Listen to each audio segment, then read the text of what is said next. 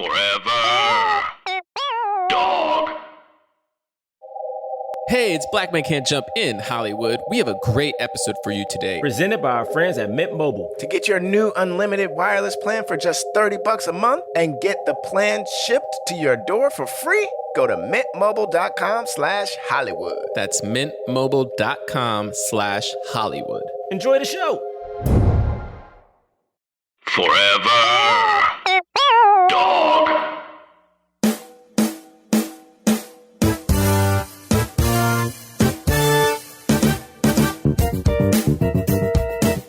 Ava DuVernay, is now teaming up to make an indigenous drama. First ever on TV. I saw that. Yeah, that's exciting. So, technically when... Wait, what? Yeah, Ava DuVernay, and let me make sure I pronounce his name correctly. But there's going to be the first ever, which is so crazy that in 2021 this is going to be the first ever. But it'll be the first ever. It is Ava and Bird Running Water are making a NBC drama called Southern. It's the first indigenous family pilot. Native American family drama. Mm-hmm. And it's set in today. Yes. Which is like, that's dope. That's also crazy that it's like, they're like, oh, the first. I was like, damn, really? I guess so. Yeah. But, all right, Lorraine. Yeah. I mean, we still getting a lot of firsts in. It's 2020. It's still happening. Still getting firsts. We're going through. I was just thinking about the fact that this movie premiered at South by Southwest, and I was just remembering, the ancient times where we would be able to go to festivals and, you know what I mean? Like, go sit in movie theaters with people. I mean, before the dark times. Before the dark times. The empire. But also, I think about the dark times during this movie, and I was like, man, we're not too far away from. Do y'all remember when y'all could just walking around people? Somebody up. I haven't shaken someone's hand in months. Like, I haven't dapped up a human in months. Well, we gotta do. I mean, Fauci was like, we gotta do away with that. Like, we can't shake hands. Like, for real? Like, ever? Yeah, No he was more. like, he was like, we can't do this again. No. He had a strong recommendation. He was like, we should probably just not do it anymore. Like, again, ever. No, man, I can't dap nobody up. Come on, man. Ever. We shouldn't do this again. See, this is that thing of just, we're going a little too, that's a little too far there, It might be. It might be. Like, can we at least do the fist pound? Just wash your hands. First off, listen, I'm not going to dap up elderly people for sure. in a nursing home. Sure. How about that? I won't. Okay. Yeah. Yeah. I won't dap all of a up sudden you see people so willing to shake hands with their enemies. Like, hey, man, haven't seen you in a long time. Hey, man, why you... No, I'm cool. I don't want to dap. No, man, come on, brother. What's up? I haven't seen you in forever. I'm cool, man. I don't want to... Someone says, I'm cool. I don't want a dap. It's like, oh, yeah, man. No. What's going on? That'd be crazy. That's a sketch. Love it. Taking notes. No, but this movie is so funny. This movie, I feel like I heard of at one point, but then was it released in theaters or? That's the No, thing. I don't it was think so, like right? Or what? barely. It was like in theaters for just under a month. We'll talk about this, but it made absolutely nothing. Like, dude, it was in and out real fast color.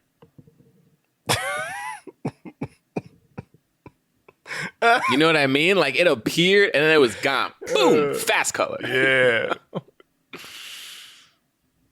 Sometimes I feel like you disappoint yourself. Like, you know what I mean? Yeah, I feel like sometimes you just, What do you mean? I feel like sometimes you... No, I'm just saying it. I'm just saying, like, the that one was speed in good. which it got out of the theaters was fast color. Yeah. It's the fact that you're trying to mask that you're also saying color. Why was your voice softer on color for no What do you, I don't know what you're talking Because about. normally he says about. it and then looks away, but this time he was trying to keep eye contact and realized he couldn't. He couldn't. Yeah, man, that was fast. Time to start the show. Jonathan Raylock, James the Third, Jerah Milligan. What more can I say? You know what it is. Black men can't jump. In Hollywood. Black actors, man. Black actors. All right. Welcome to Black Men Can't Jump in Hollywood. Hollywood City. Blah, blah. Y'all hear that? Honestly, that Foley work? Did anybody Honestly, hear that? That honestly, Foley work? You know, because it was the guns was there, Right. and then they just Right. Honestly, that's true. Yeah, honestly, That's James, true. good job. Good yeah. job. Thank you. That was great. Wait, why did you stop saying Quarantine City, Jerah? Because I think some of America is open. That's true. And, Some of and America. Also, I think some of America Not is our open. America, but But also, I realized even some of our we friends. still can't see Tenet. Nope. But the thing is, I feel like even though certain parts of LA are still technically, and New York is still quarantined, some of our friends I've seen post things on Instagram where I'm like, y'all don't care no more. Like this ain't quarantine is only for the people who care about other people. I felt like I've had friends who got videos at parties and at clubs. I'm like, y'all don't give a shit. Yeah, but it's all suggestion now. Like, aren't we? We're now everyone's in suggestion mode. Like, Suggesting that you care about other people. like I don't even know what's open or closed in LA now. I just feel like everything's open. I mean, I haven't been if you go anywhere, but I further- feel like if you go further out, the movie theaters are like, if you go to like Orange County, like you can sit in a movie theater. yeah. Like I'll Google like a movie that shouldn't be in theaters, and they'll be like, "There's a showtime at this place." It's like, why? Yeah, Right. just drive 30 minutes away and you're good. Yeah, okay, I get that. Yeah, I don't know what to say anymore. It's like, John, we're in the land of no return, where like all these movies we review about the dystopian society, we are looking at the starting blocks of all of those movies. Ray, when this movie started, I was mad at you for suggesting it because they were like, the water is gone. I was like, what the I was so mad. The second they said anything wrong, I was just upset. And like, I was going to have to sit in this movie for 2 hours.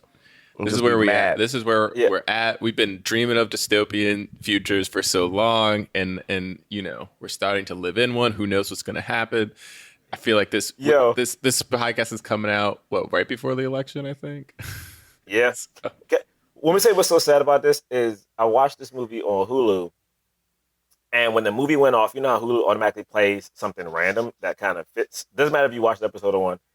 The first thing that played after this was Handmaid's Tale episode 1. So I watched like 5 minutes of it, and I was like, I can't take a movie going from there's no water to Yeah, no, that's the government is literally with the Supreme Court. I'm like, oh, we're now these shows and movies are now just about to come true. Like this is what we're doing. Well, for those of you who listening for the first time, my name is Jonathan Raylock, I'm Jerah Milligan. And I'm James the Third. and we Oh, are. good job. I'm still happy. Yeah, that was nice and clean. Yeah, James, that was good. Yeah, but I hope everyone could feel my smile as I said. No. All right, bro. We are a film review podcast. We review films of leading Black actors. We talk about those movies in the context of race and diversity in Hollywood. Yeah. And today we are reviewing the film Fast Color, which came out in 2018. You might be saying, what's that? I've never heard of it. Well, it's on Amazon and Hulu right now. Mm-hmm. So if you're subscribed to either of those, you can go see it. It is a movie that was barely in theaters, as we kind of mentioned. It actually... The box office was only $76,000. Wait, yo, I thought that said 76 million, bruh. No, $76,000. Yeah, How is that possible? that means like so few people saw it. Well, yeah, but how many did you say that it was released in like a limited number of theaters? The widest release was 25 theaters. That's Yeah, still so that's No, it's still, the average is still pretty terrible. Oh, that's still pretty bad for 25 yeah, theaters. even for 25 theaters, it's really bad. Yeah. Damn. I thought that was like, oh yeah, like 25 theaters, like, oh snap, we made $76K. Wow. Yeah. Wow. I know. No. I wish. Yeah. The average theater spending was like around, like when it opened, the average theater was $551.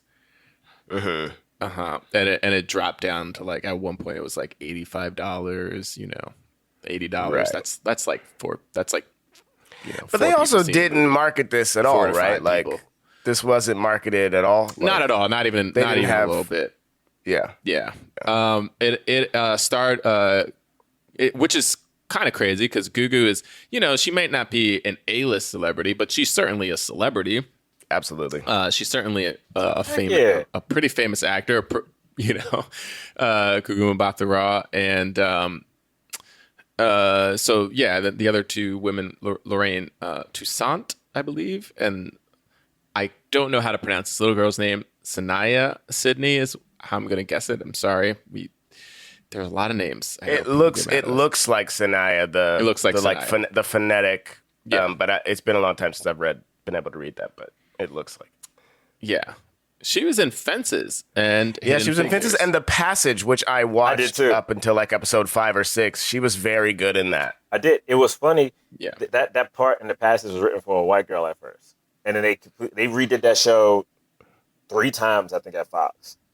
Before it actually made air. It was kind of crazy.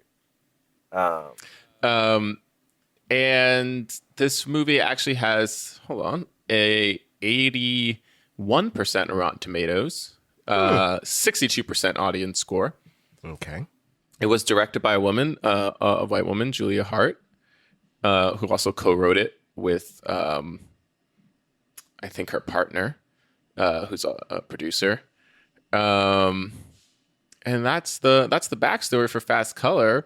Yeah, I think when this movie came out, people at the time were asking us to review it. I remember like a couple people were like, "Oh, can you review this?" And we were like, "It's just so few people are seeing it in theaters." We like to kind of wait for some of these movies for more people to get an opportunity to see it. And now that it is streaming on both Amazon and Hulu, it just feels like a lot more people can kind of check in. That's just honestly the way the nature of movies are going. If you're not a huge blockbuster or like have some sort of built-in fan base, it seems like more movies are really only going to be finding their audience on streaming.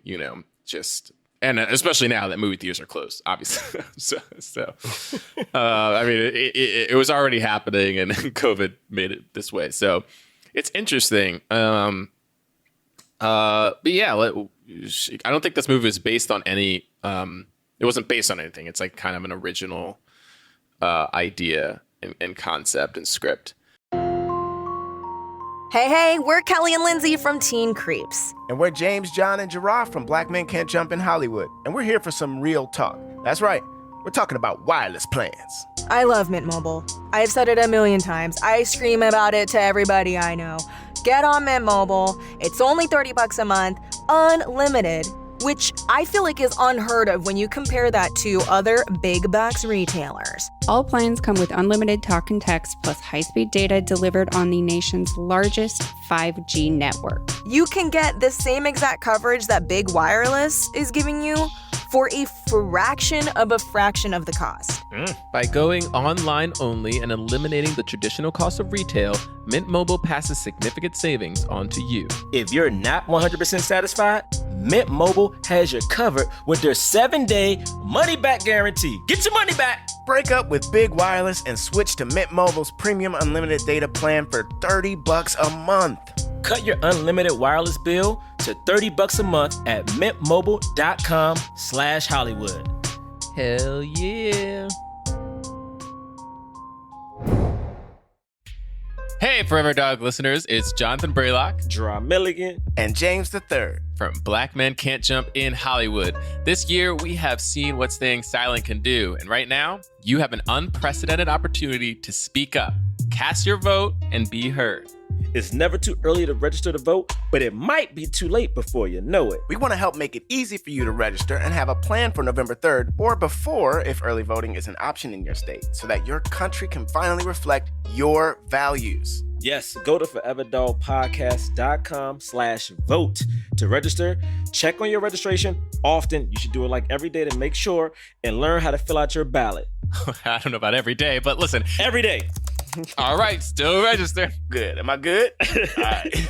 Gotta make sure people care. All right, each state is different, so make sure you're following local rules and regulations. And remember, your voice, your vote. That's foreverdogpodcast.com/vote. Take care of yourselves and take care of each other.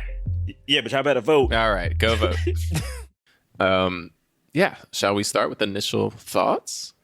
Look, man. Who wants to go I'll first? go. Like,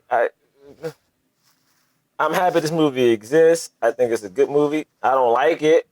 I was really bored.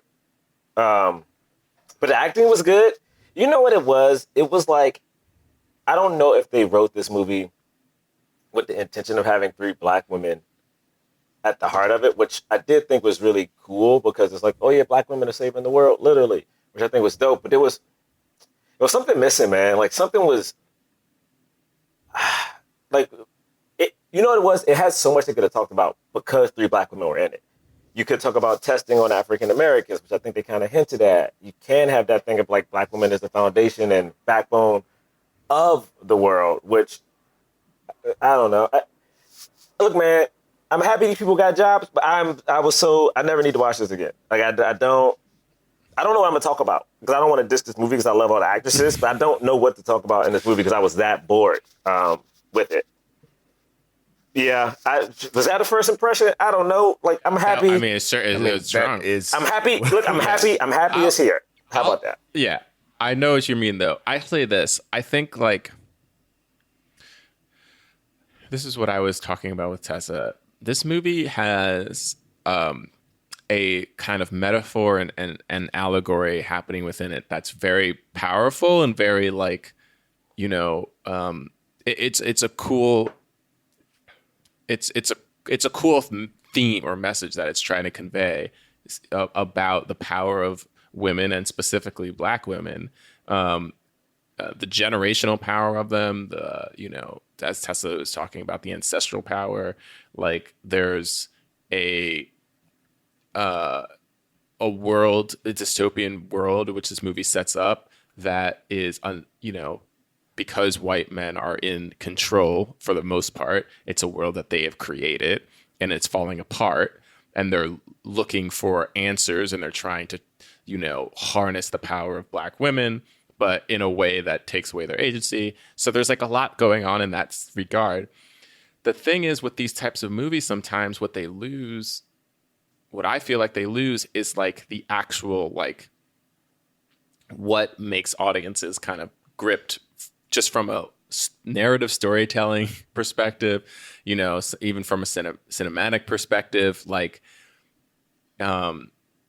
Tessa was saying how she felt the director didn't rely on Gugu as like a movie star. Like she didn't set up Gugu to be like a star of the film. It was like the directing choices were kind of taking away from, the actors and maybe the story. And it's like, it's like a lot of these kind of indie, somewhat artistic films. They're like kind of trying to compose shots and there's like a fair amount of CGI for a movie that was probably very low budget, and some of it was cool and some of it, was okay. But at the end of the day, it's like the story that's going to be the compelling thing. And the story in this, at least the way that it was told, it wasn't super compelling. Like what it meant was compelling, but the actual like actions of it didn't feel as compelling. And yeah, so it can be that it's like, especially if you're watching it on your television, nobody else around, if you're watching it late at night, it's like, it can put you to sleep. Yeah. So you kind of have to like know that going in. But there were things about this that I definitely liked. There were interesting ideas and I think the little girl is like really great. She's awesome. Anyway, that was my kind of initial thoughts. Yeah, I agree with both of y'all. This movie it felt like a movie that would do super well at a festival like that. Like it was like there's things happening and it's making me think about stuff and it like looks really cool and the acting's really good. But I wasn't moved by the actual storytelling. Another problem that I had that I can just say is like this is a thing that I'm seeing and stuff and starting to fully hate, but I feel like maybe is also the stories are intentionally told this way. Like in Lovecraft this happens too, but like where so much stuff happened and they would be like, why did you never tell me about this? Or like no one talked to each other about stuff. It was always like everything that was happening scene after scene was something that like everyone knew about but didn't tell them. The main character. Yeah. And it's like, why? And sincerely, it would be scene after scene of like, why did you never tell me this? Or why didn't you tell the daughter this? Instead of information coming out in a different way, like it just felt very like, here's exposition that you need. And we're explaining it now, instead of like, instead of them sort of allowing us to be smart and get that there's a relationship between the sheriff and, like, it was just like, why do we need the daughter to say, who is that man? Like, just, I don't know. That was the thing that bothered me the most. It was like, it felt like things were just being told to me instead of being able to just kind of watch the story and kind of be there with them.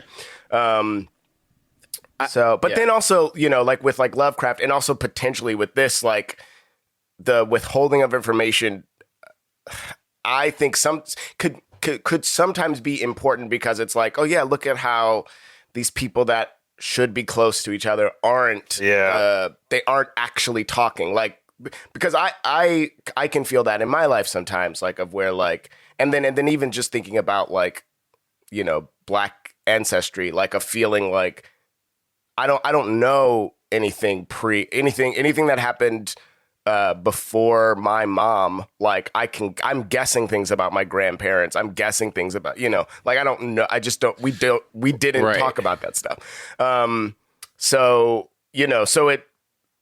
it feels like it actually could be significant and it could have been done intentionally, but it also just sort of felt like bland storytelling in this way. So I don't know. that's my that's my initial thought. I'm just can we talk about something fun fun first? Well, we can talk about what's fun about this movie because there are fun things in it. What? When she sees the rainbow at the end? Yeah. It took an hour and... She saw the colors, bro. It took an hour and... She saw the colors. 7 minutes. An hour and 28 maybe. Well, that was the lead. It was supposed to lead up to that point. Wait, so the beginning of this movie is like her... What, Bray? What's happening, Bray? Through. Well... That's the thing. We don't actually know, but do we ever know, Bray? It's a metaphor. It's a metaphor that's never really explained. She's breaking through a wall.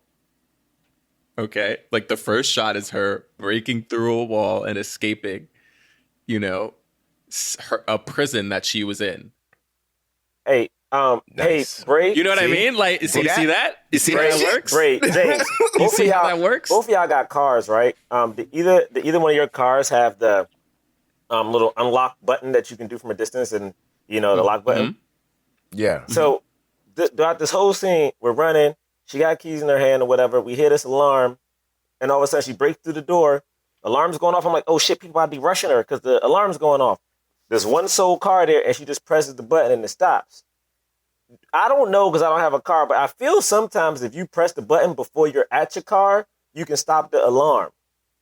So here's the thing. There's no context for what's happening. We don't know what she's running from. We don't know why the alarm was going off. We don't know if there were people chasing her or if she stole something or like none of it actually makes any sense. Like, but I think don't we learn later that she killed did she kill someone there or like horribly hurt somebody there? I know she had ropes on her hands. From a seizure? Yeah, from the hotel. From the seizure. I thought that was at the hotel. But it could have been there. So that's what I'm saying. It could have been two things. It could have been she had a seizure, right, before the movie started, and then it opens on her realizing the seizure happened. The seizure was what hit the alarm.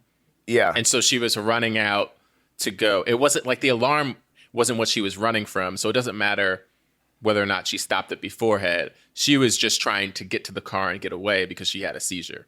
Yeah. And she didn't want to be found. That's probably what happened.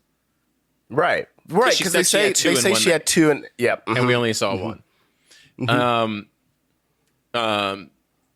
So, but we don't know any of that yet. We're just like, oh, she's running from something, and which is, again, that's the metaphor. Throughout the movie, she's running from her past. She's trying to break through the wall, the barrier that's holding her back. And I'm an American, okay? You know what I mean? All right? I don't do subtlety, all right?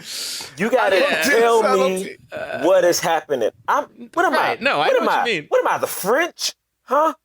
Do I look like a person that wants to have something like, oh, hey, well, I don't know if this is general ideas? Huh? This is like I'm from England. No, I'm an American. No, but I'm okay with some subtlety. You don't feel like it got better when they started saying directly to camera, like, James, this is what's happening in this scene now. James, you know what? I want the plate in front of me, and I want someone to take the spoon and feed it to me, okay? I don't need you being like, oh, hey, you can start with this dish. All right, well, I didn't have a problem with not knowing what she was running from in this scene, because then we get the discovery of like, oh, snap, when she has seizures, they're freaking earthquakes. That was a cool thing to discover. And it didn't take too long. She took everything down off the wall. And I thought the beginning of this movie was interesting. The beginning of the movie was like, it immediately set up that in this world, there's no water, that it hasn't rained for like 8 years or something. Like that, we've destroyed our environment. Then we see her, she's running from something. Then she's at a hotel, and we're like, what is she running from? And then she's at a hotel, and she starts taking things down. And then she has this and her hand's shaking. You're like, what's that? And then this earthquake, she kept staring at the daughter, and like we now know that she, that was her thinking about her own daughter, and like there's like a good amount of mystery set up that there's this intrigue, and that's the thing. That's what you need in a thing to be like, what's going on? Was she a mind reader too? Like, was she Professor Xavier? No. So when she was why do you think mind reader though? Because I predict the future. Because every time we would see like the flashes of like, oh, so what you're saying is when she was at the motel and she was looking at the little girl, those cuts were just her thinking about her own daughter, not. Yeah, that's what I think. Her past. Mm-hmm. Gotcha. And the whole sorry, go ahead, James. Well, just the one thing that I did, this is a side thing, actually, so if you wanted to say something about this, you can. I just wanted to say, I'm saying this knowing full well I will write something that uses this device one day, so I'm a full hypocrite.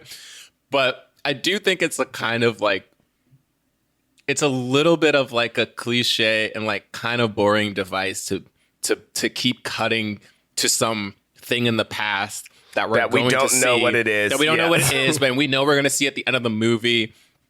And it's like supposed to be the one thing that's driving this character. And the reason I say it's like, I don't like it that much is because it's trying to be like, well, this is the characterization of this person. Like, this is who this character is. Their character revolves around this one memory, this one bad memory that keeps replaying in their mind. And yes, there are things that happen like that, but like for the most part, characters are so much more, people are so much more complex. They're so much more deep. Like and you're robbing us of knowing who this character is for so long that like I think that's one of the weaknesses of this movie is like we don't fully know who Gugu is as a person, you know? And that's the thing. It's hard when you have a script that's so serving a metaphor, it kind of sacrifices all these other things, you know, to serve the metaphor. Yeah, and something to that same end that was also frustrating was like when we did get flashbacks of her, the flashbacks didn't really inform who she was either. You know, like when we saw her as a kid and then we saw her run away, we don't even hear the dialogue of in those scenes. So like we didn't get to learn anything more about anything to flesh her out anymore. The one thing that I was gonna say that also I was just reinforcing the metaphor that she keeps running away. Sorry, go ahead. Yeah, the only other thing I was going to say that bothered me about the beginning of this was we see two scenes where, you know, there's no, we established that there's no water. We see her drink water twice, but before the second time she drinks water, she gets a half gallon of water because she doesn't have a lot of money, and she only uses it to bathe. And that was like, I was like, what? But there's no water. She's only using it to bathe? Like, it felt like a huge waste of this precious thing. I wanted to know why the water was put in jugs like that with like the weird tops. You know, man, look, man. It was just art dressing to make it look more like a dystopian future. Yeah. I mean, that's what it was, you know. I guess for me, Jerah is so mad about all the little things. Like that. Honestly, if this was a more compelling story, you would have forgiven that. You would have been like, you're whatever. Right. But because the story was so like, basically, it's funny because Tessa, because we started Lovecraft Country, and I told her that I was like, it's okay, but like it like some of it bothers me a little, because we don't know what's like. There's no thing that's happening, and I was like, I don't, you know, there's nothing pulling me through, so anything can happen. Like the rules of the world aren't set. Like, and she was like, oh well, I like that. I like I'm okay with like a you know, being led, like being told like this is what's going to happen now, and this is what's going to happen now, you know. And so at the start of this movie, she was like, do you not like this movie already? Because it's like, we don't know what's going on and we don't know where it's going. And I was like, at the beginning of the movie, I was like, no, it's, you know, they at least told me this world doesn't have water. You know, this woman is on the run from something. She has some troubled past, and, you know, she has some supernatural ability that she can't control. So that's enough for me to go, well, she has to deal with all of this. But at a certain point, that stops being enough, because then you're like, well, what's the goal here? Like, what's the end goal for this? And there is none. Also, you know, man. Also, it's like one of those things where, like, yeah, you're right. I'm not going to nitpick it. Okay, I will nitpick one thing. I'm sorry. Okay, the scientist or whoever's like chasing her was so utterly boring to me. 100%. That I was like, yo, I'm not scared for her. I'm scared for this little dude. And it's different. And it's different if he was a guy who, like, clearly early on we knew didn't want to do the job. Like, hey man, you know, if he was one of those scientists who was written like, I care about science, I care about helping the earth. Like, if he had any type of layers to him, I think he would have been different. So we would have felt sorry or understood him a little bit more. But he was so boring. Like him in the diner, I was like, yo, first off, clearly something's up with this dude. This dude's talking way too much. Like, everything felt so fake. And it didn't even feel compelling. And I'm like, all right, cool. Maybe we get in the car. And he's like, yo, I remember you. I'm trying to. I thought she was going to kill that dude right then and there, which she almost did with the gun. I was like, oh, so this Bama came to her with a gun with 2 bullets in it? She would have killed him. The gun jammed or something. I was like, 2 bullets. He had a gun with 2 bullets. And again, I understand he is not a tracker. He's a scientist, which we found out later. But I'm like, this is not.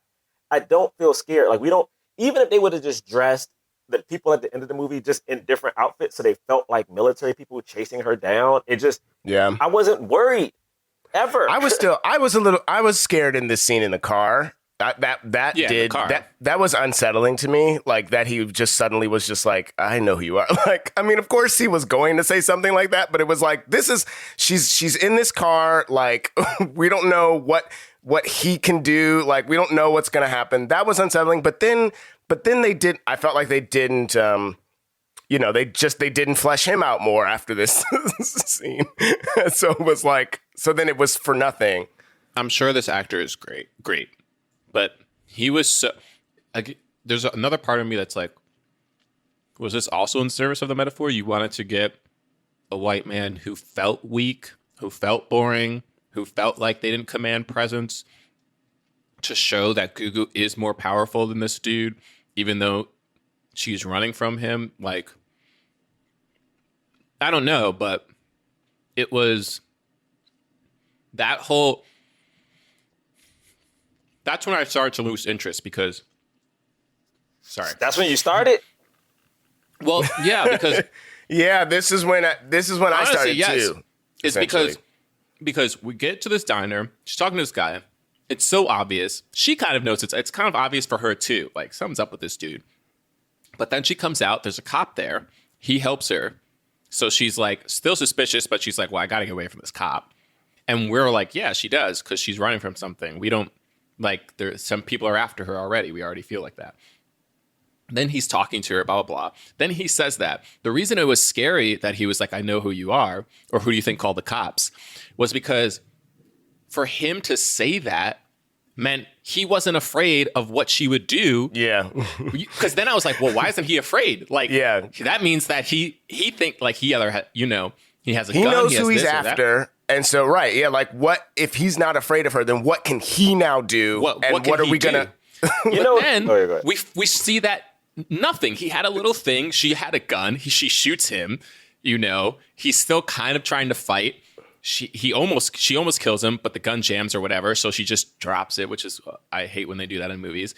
It's so unrealistic. But and then she gets out of the car and she just runs. In the desert. And then that scene cuts. And then she's like in a gas station. And I immediately turned to Tessa. I was like, how did she get away from that? Like, why wouldn't he drive after her?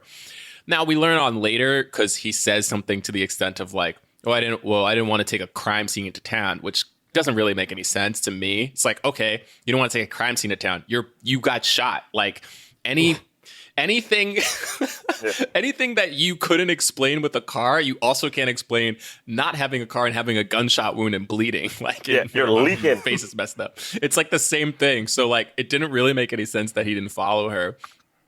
And then from that point on, he stopped being scared. Like, he wasn't scary at all. And then like none of that, like it stopped being a threat.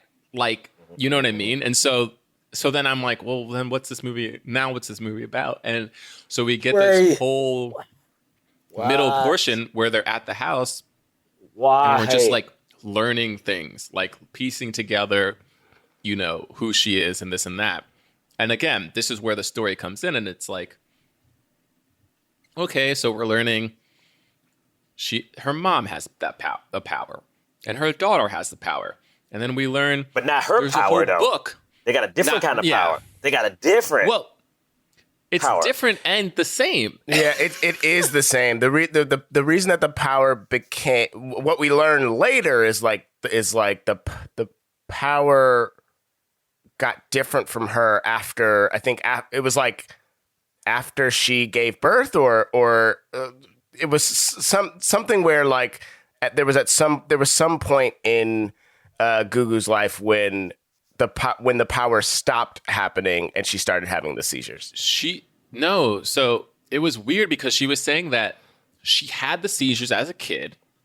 Oh, she did have the seizures as a kid. And her mom helped her. Yeah. And her mom was trying to help her, but she couldn't help her enough. Then she got caught up in drugs. She ran away.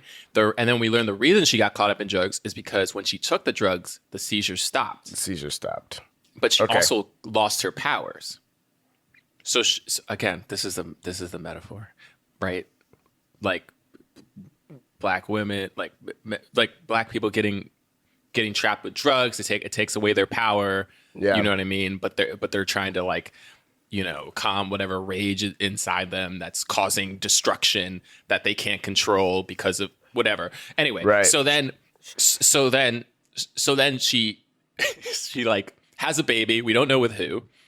She don't know She doesn't know either. because of the drugs. She was selling drugs. She don't and remember her then- baby daddy.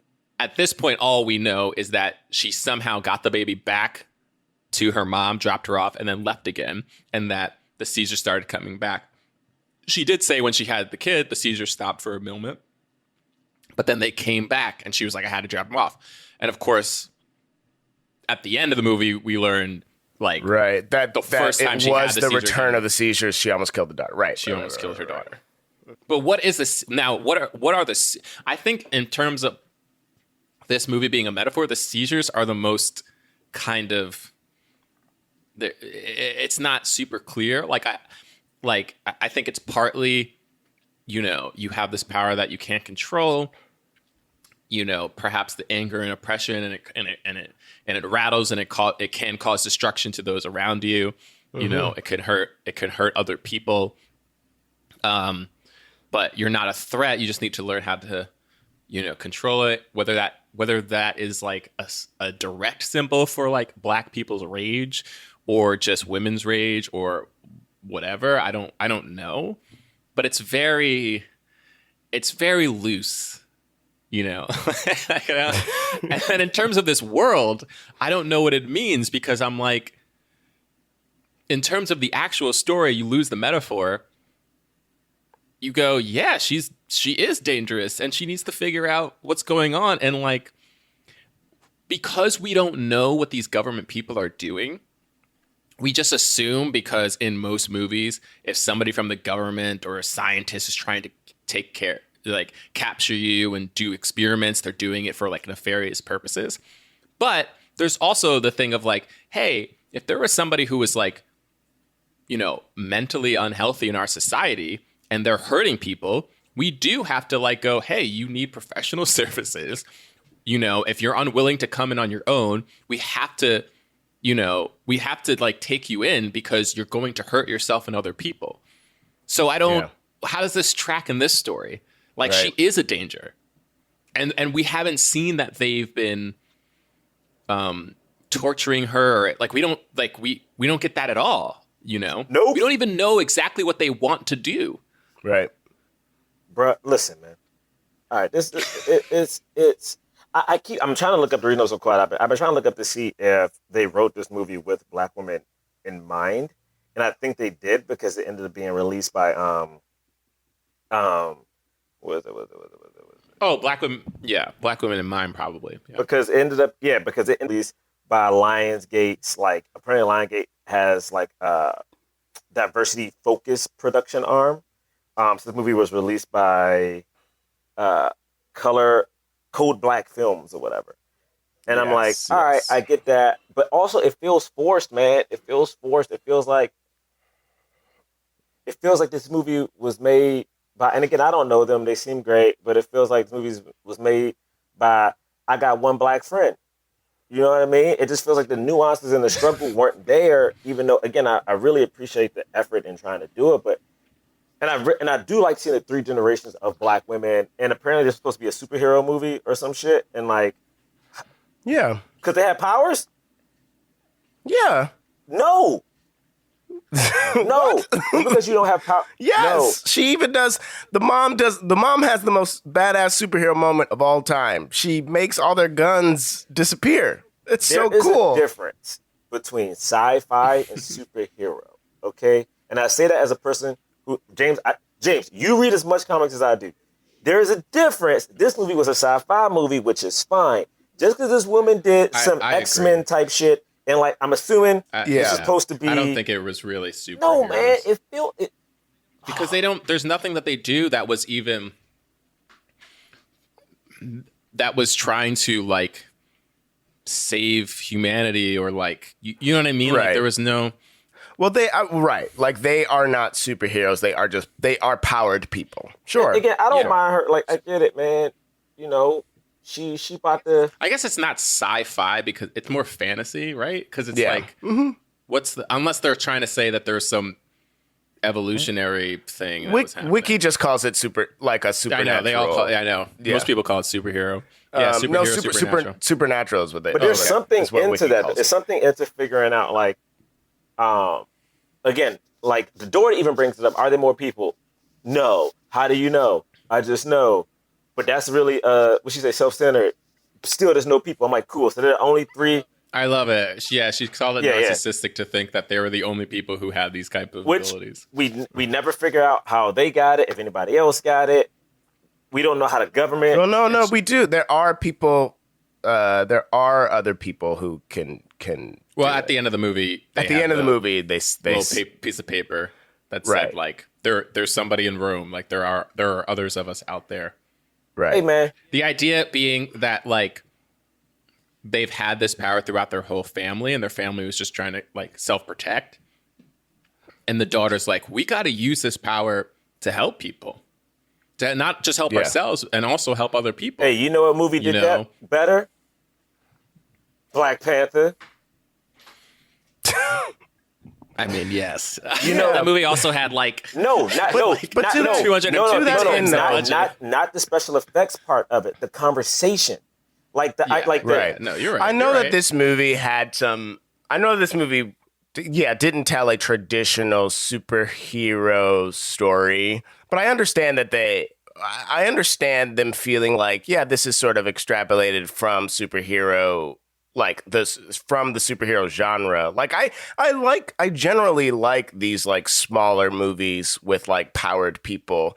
That they are interesting, and I like that people are doing them and trying to tell like these sort of different stories. And then like this one in particular, like having metaphors dealing with being Black women in the world, like that's cool. Like I generally think that that's cool to attempt, but like like the lack of nuances I think is what ultimately hurt the movie. I always think it's hard to do these kinds of movies where you have this kind of very broad metaphor that you're doing, but in these very individual stories, because then we don't get to actually, like, each character has to represent something that's so big, Yeah. So then we don't really get to see, for me, none of the, like, the emotional moments in this movie, like, don't work because I personally, the character development wasn't there enough. The relationships weren't built enough that like, they barely tried. They did a little bit with like the grandma and her, lover at the end, and like a little bit. Where he come from? And the mom, but like none of those things, like honestly, like. You know how like sometimes you can watch even a movie that's not that great, but there's some, because they're doing it the right way, there's some like emotional moment where you're like, you start to feel a little bit. You're like, oh man, like that mother really loves their daughter, or that person really loves their partner. Did you guys feel that at all in this movie? Braylock, I don't remember the middle of the movie. Yo, for real, I'm gonna be honest. No, I watched it. I don't remember half of the conversations that happened at the house. I don't remember when the cop showed up, but I remember him saying at one point, I took this job to protect y'all. And I was like, who is you? Who? Yeah. He was there. That cop was there. The cop was there the whole time. He found the car. My point is, like, why am I supposed to care about you taking this job to like look out for them? Who is this? Is that her dad? Who is he? Yeah. That's her dad. That's her dad. It's Gugu's dad. Yeah. Mm-hmm. Okay. See now, James was just talking about how much he hates that the movie said that out loud, and Jerah still missed it. Bruh, because I'm gonna be honest, by this point, it was almost clear that he was her dad when they just did that one shot of him sitting on his couch, and they just like zoomed in on him being all sad about what was going on. I was like, oh well, he's connected. I'm not gonna lie, I'm not gonna lie. I was done. I was watching the movie on. Jerah was in and out on cruise control, because this is the thing, man. I do like when movies like deconstruct superhero movies, like, because there are so many things you talk about. You can talk about the tragic origin story. You can talk about the government being scared. But again, those things weren't built up because, again, I don't know her origin story.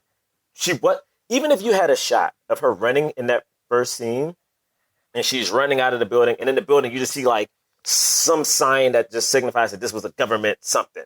Like the chase is on because they're scared of her because it felt half-baked. It felt like we could not go into a theater. I don't think it even was. Like, I think this whole movie, when she starts running, she doesn't know who's chasing her. She doesn't even necessarily know that there is like the guy who we see later on who represents, a scientist who is working for the government in some way. She doesn't even know about them. She's not like, we hadn't even gotten an indication that she's been chased before. She just knows that she doesn't want people finding out about her powers. Right. Mm-hmm. And she's having these, she's causing earthquakes, and she figures, well, somebody's going to figure it out. So I got to go. Right. And then that's later, really all it is. And then later the mom is like, you had 2 earthquakes tonight. Who else knows? Like, so it is like, I guess something like somebody's for them. Gonna find. Yeah. Right. And that's the thing. She's been told her whole life because her mom was told, because her mom was told, because they've had this power for a long time. They've known that they've had to keep it secret. So my question is, if this family has been superpowered people, but yet, so they're always running from the government, and when the earthquake happens, they know it's this little. They're not even they weren't running. always running from the government. House. They were just, they were in. They've been living in the same house for like apparently generations. How does the government know about them then? If they just got them chilling in the house, how is everything just okay? Yeah, but I think Gugu leaving is well. So the government probably knows about them because there are other powered because people. there are other people. The government doesn't know about. Did not know about Gugu and her family. They just knew about Gugu because she was out and having all these seizures, and they were like, okay, there's another person, and we have to find her so that we can do whatever tests or track. Right? Do we know if they're born with this, or is it just they're just born? No testing. Just they're born with it. Because in the book, I think the mom's great grandmother or whoever it was like their question was, did my mother have it? She never talked to me. Another theme of this movie is no one tells anybody anything. But then she wrote this book, and then the book was passed down to everybody. Here's my question, an actual question that I have, because I just fully missed how it happened in the movie, which is what led to her seeing the colors? Was it that she... James. Do we know? Do we know? I mean, yes. What led to it, bro? What it was that she finally faced her past and but then actually saw the face of her child. Yeah. And confronted it. It just was that. It was like, they gave us the full flashback, and that was her coming to terms with that, right? Coming to terms with it. That she wanted to go. And going. And she's like, I can't keep running. I can't keep running from my problems or whatever. I got to face them head on. Okay. Right. It's such a like, but that then doesn't make any actual sense. You know what I mean? But is that moment also reconciling with the seizures, right? Because she is passed out in the middle of the desert when she, right? So like, and then once she does that, she sees the colors and she can control the weather, and she's like, my whole thing is controlling the sky, which we get little hints of it throughout. But then does that sort of put together the pieces of like, she's having these seizures, but the seizures are her greatness that she is avoiding, right? And so then she kept having them, she keeps having these seizures, but it's because she isn't coming to terms with the fact that like you are powerful beyond your imagining, and if you would just realize that, then you would be a stronger you would be a stronger person. You would be a stronger Basically, hero. You would be if right? you just realize it and accept it, you know, because then the grandma at the end says something to the effect of, the question isn't whether we can do it. Like, I'm not scared that I can't do it. I am afraid that I can. Yeah. Which again is one of those things where you hear that and you're like, in a movie that was more compelling, that wasn't trying to hammer home this metaphor so hard, that line would really impact you. But instead, you're kind of just like, what? Like, because it doesn't mean anything in the story itself. Nope. In the story itself, I'm like, first of all, I don't know this person enough to even understand that that's a meaningful thing that she just said. And then second of all, like, I don't really even understand what it means. Like, what does that mean that you're afraid that you can be that powerful? You know what I mean? Like, what does it mean in the context of this situation? Not just like as a general philosophy or yeah. So it's tough. It's like, I was telling so here, maybe this isn't fair because I'm about to compare it to another Marvel movie, but X-Men? I was talking about how Captain Marvel, because Captain Marvel dealt with This is how the movie makes me feel. I just want to be somewhere else now. yes, Captain Marvel dealt with a similar theme of women who were more powerful than they knew. The met like specifically in Captain Marvel, it was like a man who was trying to tell her that her power was dangerous, that she needed it to be controlled, and that he was the one to help control it for her own good. You know, the thing is, the movie sets that up in little ways, but then it's just a fun movie. It's like a movie. It's like a super powered woman teaming up with this black, like, secret government agent dude trying to fight some aliens. And then there's like some mystery to it. And there's this and that. And by the time the metaphor comes back at the end, all they have to do is one little, cut thing, little sequence of her getting up and standing up. All those girls like, stood up. Oh, baby. And it hits you. It hits you hard because you go, whoa, like, not only is this cool in terms of the story, because the hero who I know and I've identified with is gonna get up and beat the bad guy that I don't like, know. But also, it has this deeper meaning that I wasn't even thinking about that much because you weren't hammering it home the entire film. By the time it happens in this movie, we've been thinking about it the whole time because it's essentially what this movie is. And the actual story is not important. Like, nobody actually cares who this government scientist is. Like, oh my God, that scene where he's there with the other guy. Yeah. And the guy was like, they're mad at you because you lost her. And he's like, I'm just a scientist. Like, and they're like, well, they're going to pull the plug. And they're like, they're going to pull the plug because I need backup. And when he said that, I literally was like, yeah, that actually makes no sense. Why? What? It's like the line was necessary for the character to say in just terms of the reasoning that it happened. But it was so reasonable of a thing to say that it actually pulled me out of the movie and made me go, why are we watching this scene? I was like, what? This scene serves zero purpose because I also don't believe that they're going to be mad at one dude for not capturing a woman who they think can break apart the sky. Yeah, why did they even send a scientist to do this? See, I thought if they know what her power, if they know remotely what her powers are, why are they surprised that this one guy couldn't capture her? I thought they were going to have some connection where, like, he knew her or, like, that would have been so much better. There was a reason why he was the one who was there with no gun, no nothing. Like, it was a purpose for it instead of just like there was an actual, relationship between the two. Yeah, again, man, like, I don't like bashing movies. There is honestly no character development in this movie.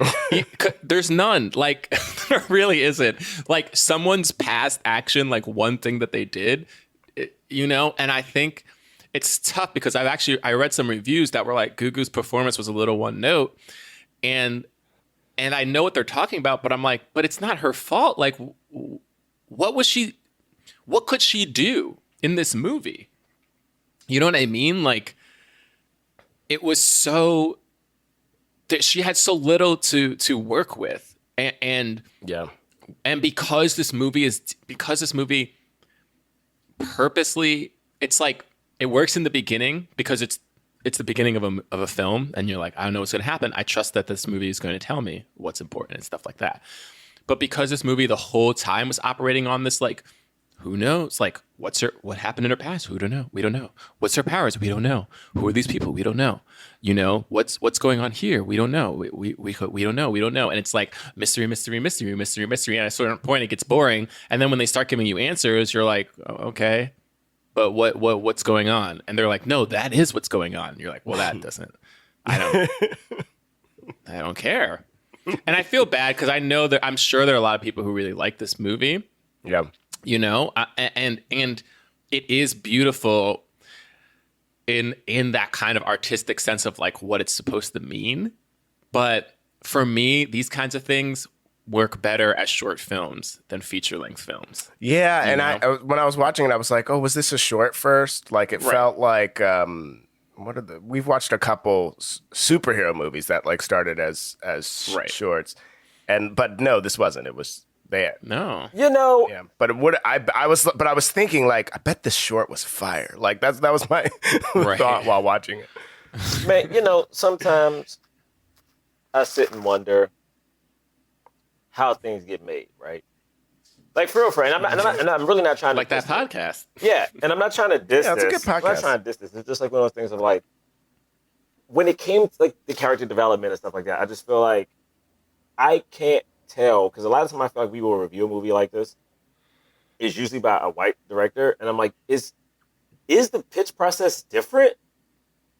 Like, is it like you don't have, I feel like as a person of color, you have to have every fucking thing thought out. You have to have, like, I gotta know when the person was born. I gotta know that, like, when they were 10, this caused this. Whereas, like, this movie, I'm like, it felt like a lot of general statements. You know what I mean? It felt like very general. It felt like, yeah, in theory, we can touch on this, we can touch on this. But they never went back to do it. You know what I mean? It was like, oh, this movie could be about these things. They just never went back to actually address the things. And I don't know, man. Like, it's hard for me to talk about this movie because there's 3 black women that stars in it. And I don't want to disrespect them in any way. I'm just like, there is a better version of this movie. And the thing is, and I will say this, and I do think, and I don't think like black people have to direct this or black women have to direct that, but I do think a black woman directing this movie would have been different than this white woman directing this movie. Even if she wrote it, I think if she'd been able to do a pass on the script, a black woman would have knew nuances. She probably would have touched on different things that this movie doesn't, because this movie actually sets up that it's going to touch on certain important issues, and they just don't. And I don't know why they didn't do it. I don't know, man. The movie just makes me sad. But I'm sure someone out there is like, this movie made me want to be a director, and I'm like, good for you, because I'm happy that. Yeah, honestly, like if I definitely see a world where that happened for people, and I definitely see people really liking this movie, and that's fine. I think and I do think that this being co-written by a woman and directed by a woman is part of what makes it, what makes the metaphor so clear, is what makes the things that are good about it. But does the things that are good about it, I think that is what makes it okay. What makes those things okay? Let me ask this question, and this is one thing I've struggled with on this podcast a lot, is who is allowed to make what kind of movie. Because, and maybe we shouldn't ask this, maybe I pose this to our viewers, and please, message, tweet at me or something like that. I will. It's like, are white women allowed to get away with things that we would say a white male director cannot? Like, for instance, if this is a white dude, we can easily be like, a white guy shouldn't be directing this movie about black women. Is it okay for a white woman to direct something with a black woman? I don't want to go down this road in which we're saying that like only black people can direct. I agree. People, because that means that black actors then aren't going to be able to be in that many movies. Like, yeah. you know what and I the mean? last like superhero movie that we watched was what do you call it? It was the Pill movie, Project Power, and that was written and directed by white people, right? Yeah, I had problems with that movie. It's sort of this. Yeah. What? I had problems. Oh, I know. We had problems with it, but still, I think we liked the metaphor that they were going for in that just a little bit more, Yeah. and also there was more. But that movie had more like. I mean, just to not to like make this a gender thing, but like that had more action and it had more spectacle and it, like whereas like this movie is like slow and and it didn't have as much spectacle and you know what I mean. And it may be more geared towards women in general, but the only reason that I think that even saying, well, it doesn't have that much action, and I'm like, that's cool, but I don't know. To me, it didn't have that much character development either. Yeah, no, for sure, absolutely. I agree. I don't think it had the same because I would say that there was more in Project Power than there was in this, but I think like it's okay. Like it's cool. Like that's. It's just that if the movie is supposed to be a heavy metaphor for black women, that's when it's a little harder. Because then it's like, well, why do you think that you're going to be able to make a really, meaningful, powerful movie that's like supposed to be dealing with like, this is how black women are treated and this is what they need to do? Because essentially the movie's also like, not really prescriptive in that sense, but a little bit in the sense of like, hey, don't be afraid of your power. Like face whatever demons may be in your past, but like also understand that you are powerful beyond measure. Like they even like quote that poem, right? Like my greatest fear is not that I'm like weak, or it's that I'm powerful beyond measure. And that's the kind of like idea behind this movie. I don't know. It didn't work on a commercial level. Yeah. In any way. Mm-hmm. Yeah. For sure. So. Hey, I agree. I don't want to say, because I just read this article in the Hollywood Report about like agents and stuff that are having a hard time trying to balance Hollywood looking for diverse voices only to direct diverse things versus just looking for diverse voices to direct. So again, I'm not trying to say a black woman needs to direct this. It's just that sometimes I watch these movies and I just wonder, is the thing missing that innate nuance? You know what I mean? Like, there is no doubt that this movie would have been elevated more had it been directed by a black woman. Had a black woman taken a pass at the script. Like, there's no doubt that like this movie would have been improved by that. Unless it was like a black woman who was like not interested in telling, like unless it was someone who was like not interested in telling that story, which is possible. There might be people out there who are like, but I don't want to make this. Let's not make this a black story. You just are a black woman who has power. Like sure, there are people that do that too, but there's no doubt that like this movie could have been enhanced by that kind of development. Yeah, I mean, look, man, I don't even know what to say to anybody in Hollywood. It's just, I'm happy these black women got this chance. I'm just, honestly, I feel like this rarely has happened, but I have been so meh, is that by this? Meh, M-E-H, apostrophe D. Like yeah, I've been you've been so mad by this movie, I have nothing to say about it, neither good nor bad.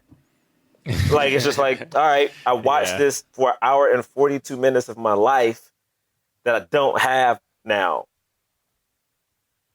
It's like an hour and 42. Also, Gugu, okay, is one of my Hollywood loves. All right. And it's making me not like a movie with one of the most, also Gugu is such a good actress, let me talk about Gugu for a second, which bothers me because a lot of these movies I'm seeing Gugu star in is like, she will be the lead. I mean, she will be the sidekick to like this famous person. And I'm like, yo, do you know who this woman is? Like, Gugu is funny, okay? She's very dramatic. All right, she can say things without... The nuance behind her eyes is so fantastic that it bothers me that she is not a household name yet. I know she's getting there, but it's like, this woman should be the lead in one of these big Marvel movies, or even like one of these big dramas. And I'm pretty sure this is supposed to be the chance. Like, oh, maybe we have like... No, it wasn't. They didn't set up no goddamn sequel. Yo, wasted. She was wasted. Okay. I mean, they set up a sequel, but did they? I don't think it was because they found other people. The movie is open-ended, but I don't think it's so that there can be a sequel. But there is definitely life beyond this movie. But they would said you they want were to see gonna it? Be doing a television show or something. Yeah. Oh my God. Yes. Oh my God. That would crush. It'd be much better as a TV show. A TV show based off of this would be. I would watch that. I'd watch that show. Honestly, it would be much better as a show. I mean, and also she's wasted on the morning show. This woman deserves so much. She was great on the morning show. She could have been lead. Why couldn't she be one of the goddamn anchors? Huh? Why is she always playing second fiddle to these people? I watched Motherless Brooklyn. She was fantastic in that. Why, Gugu? Why? All right. Well, why? That's the movie. And I mean, I don't know if we explicitly said, but basically, at the end of this film, Gugu leaves. She has another, seizure. Like we said, she sees her. We finally see that she almost killed her little daughter, but she sees her face, and her daughter is fine.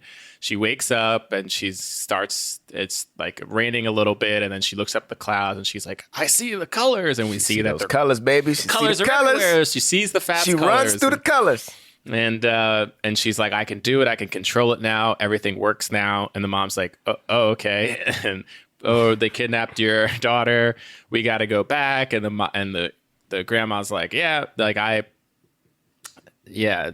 really powerful too. She winds up disintegrating all the guns, and Gugu makes it rain for no actual reason, but she can't make it rain, so she can help save the world. And to get the daughter back, and the grandma decides to give herself why did up. she make it rain?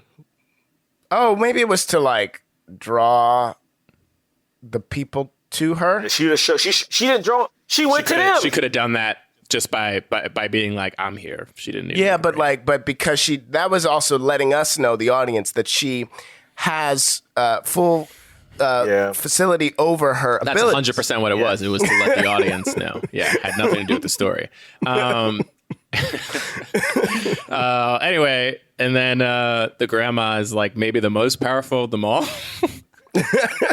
She literally was able to disintegrate the door where her daughter was, even though she couldn't see her daughter, meaning that she could see her daughter. Like, she could see everything, like Matrix style. Yeah. And gives herself up. I don't actually know why. Like, they say, like, they'll always come after us. And it's like, okay. But you guys can stop them at any moment. Yeah. But at any moment. So that's the end of the movie. All right.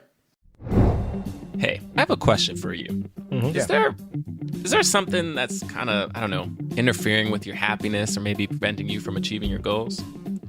I mean, the economy's really bad.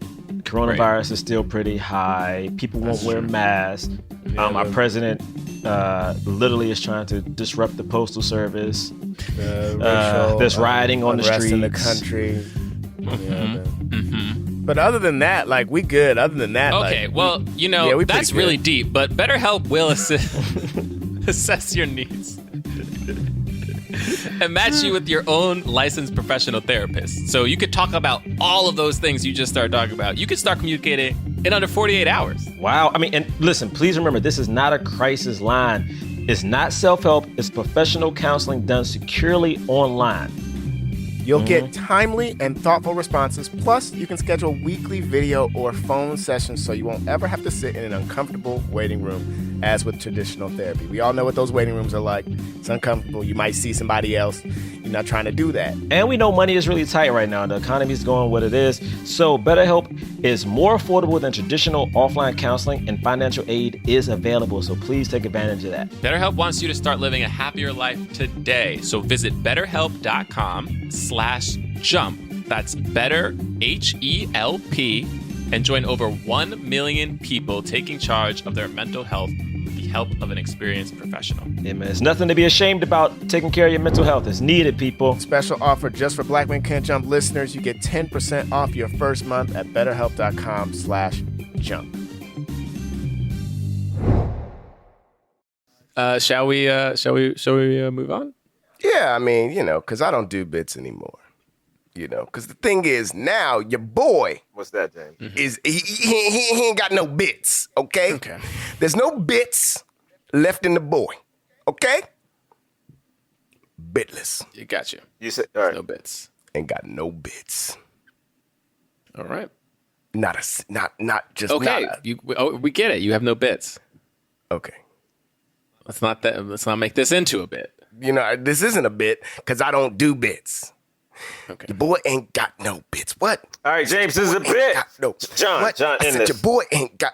Your boy John, ain't in got this. no bits. No bits. All right. It's time for the cause. We rate and review films not based on how much we like them, but whether they help the cause of more leading Black actors in Hollywood. Fully help the cause, we give it a black fist. Someone help the cause, we give it a white palm. If we feel like it didn't help the cause, then we give it nothing. This is tough. All right, here we go. Count of 3. Okay. 1, Okay. 2, All right, here we go. 3. I'm putting up a fist. I got a fist up. I don't even care. See, I knew y'all was going to do some of this. I'm going to talk for a minute about my fist Okay, real please, quick. James, please. Go ahead. I gave it a fist. I know the movie didn't make any money. I know Sure it didn't. I know it made no money. And that means that people didn't see it. And that would then in turn also sort of mean that maybe it's not helping the cause itself. Sometimes, yeah. But this was a paycheck for 3 Black actors across generations, okay? Black women, okay? And Black women that I've seen in other stuff and love in other stuff. So it was like, you know what? This is great. It's a leading role for Gugu, So that's why I gave it a fist. You want to go? You want me to go, break? You can go. I gave it a palm because it starred 3 Black women. That's it. Oh, okay. Sorry. I didn't realize you were done. That's it. I gave it a palm because it did star 3 Black women, and I do think, this is even though nobody saw it in theaters, it's on streaming, and it's good to. There was an attempt here, and I think it's nice. It's on their resumes. I don't think it's hurting anybody. I think it's. I'm so disappointed. We got 3. We got. They're elite. These actresses were so good, and they are so good. Like, I'm looking at 3 generations of Black women, and I'm looking at this movie, and I'm like, just let y'all down. Just shaking my head at it. You know what I'm saying? It's just like, yeah. Because I'm wondering, how much did they even get paid? Was it even probably not a like definitely no the way same minimum. Wasn't oh shit, Yeah, definitely. damn. They didn't make a lot of money on this. That's That's all right, though. That's all right. It ain't about what you Guys. get paid. But, we did it. You can follow us at Blackman Podcast on Twitter and Instagram. BlackmanPodcast.com is our website where you can get links to our merch. We got shirts and things. Get linked to our Patreon. Even though we don't do new episodes, we have a bunch of episodes if you never listened to it. You can also rate and review us on iTunes. If you give us 5 stars, we'll read your review on the air. This one is by Zero McCartney. Loving this. I've listened to white guys talk about movies for years. I am glad I found this podcast. I found this after watching Soul Food and needed to know someone else was bothered by the way the female characters were written in that movie. These podcasters have made so many great points about movies and society. It's weird going through the back catalog because I have to keep reminding myself what year the episodes were made. Unfortunately, a lot of the comments about racism, sexism, and systemic oppression have to be repeated again and again. Also, I laughed out loud when y'all assumed Hillary won the 2016 election. Well, did we? Right. Did we? No, I think Bray said Hillary's the president. Like on the or one of y'all said it. I think it was Bray. What that one It be? was probably me. I definitely thought she was going to win. I really did. My Instagram post that day was, I'm so excited to be able to tell my kids I voted for the first black president and the first woman president. Little did you know how deep racism goes and sexism. All that hope. Barack, you're an asshole for making us believe in the government. You can follow me at John Braylock. Twitter and Instagram. You can follow me at James Third. Comedy Third is 3RD. You can follow me at Jerah Milligan. That's at Jerah Milligan. I'm just trying to add because James came in so hype. I didn't know how to. It threw me off. 3RD. See what I'm supposed to do after that. Third is 3RD. What I'm supposed to do after that? 3RD. Milligan. Milligan. Whatever. John don't have to worry about that because he go before you. I gotta come after the 3RD shit. Well. All right, y'all. You know, is this coming out before or after the election? Before? All right. Hillary's the president.